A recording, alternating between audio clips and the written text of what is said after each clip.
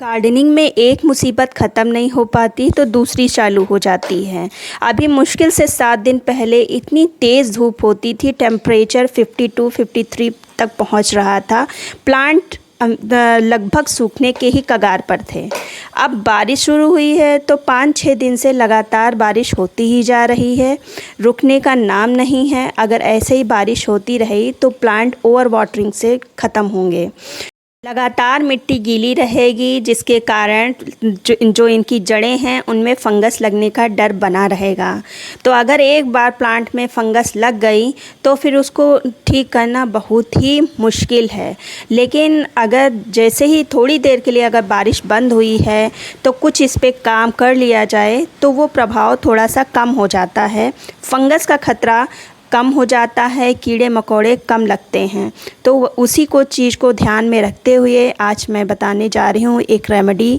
लेकिन उसके पहले कुछ बरसात में आपको सावधानियाँ अपने प्लांट्स को पे रखनी है, प्लांट्स को देखते हुए रखनी है। पहला तो जब लगातार बारिश होती रहे तो अगर पॉट में पानी भर गया है तो उसको तुरंत निकाल दें, अपने पॉट को पलट दें।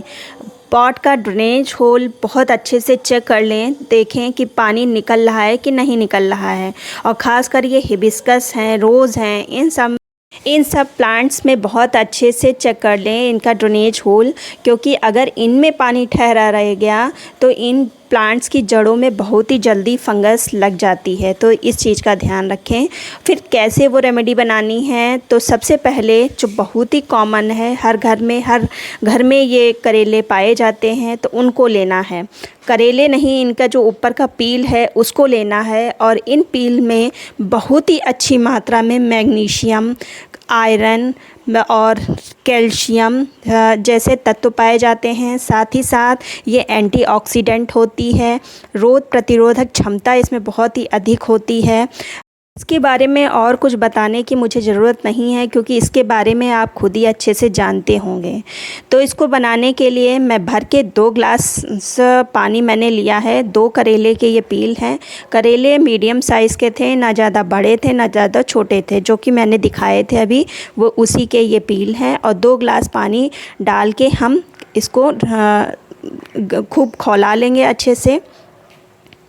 और सिर्फ ये 2 चीज़ों से बनी हुई रेमेडी है, और ख़ासकर जो घरेलू चीज़ें होती हैं जिनको अक्सर हम लोग फेंक देते हैं, उसी चीज़ से ये बनी है।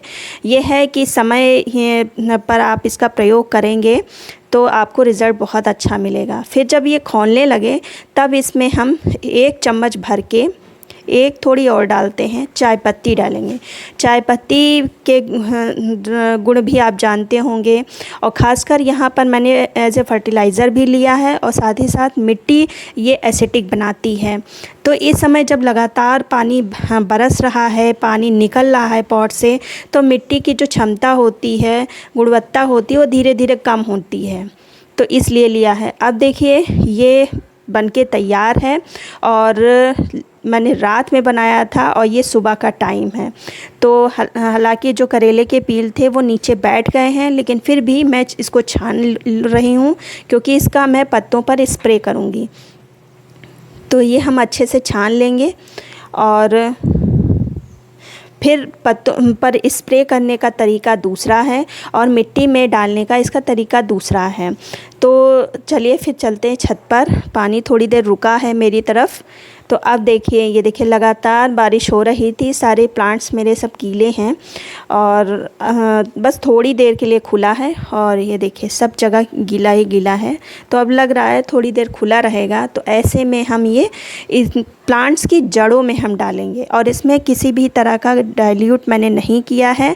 ये डायरेक्ट जो बनाया था वही ये फर्टिलाइज़र है, और ये एज ए रेमेडी आप इसको कह सकते हैं। तो सभी प्लांट्स की आप जड़ों पर डालिए, और ख़ासकर जो सेंसिटिव प्लांट हैं उनकी जड़ों पर ज़रूर डालें। फिर आप इस फर्टिलाइज़र को, इस रेमेडी को स्प्रे पत्तों पर कैसे करेंगे, तो डायरेक्ट स्प्रे नहीं करना है, क्योंकि पत्ते थोड़े से सॉफ्ट होते हैं, कोमल होते हैं। तो इसको थोड़ा, जितना ये फर्टिलाइज़र था उतना ही पानी इसमें मिक्स करके फिर हम इसको पत्तों पर स्प्रे करेंगे। और जहाँ तक है पत्तों जब स्प्रे करें तो शाम के टाइम करें, जिससे थोड़ी देर प्लांट्स पर ईज़ का पानी रुका रहे।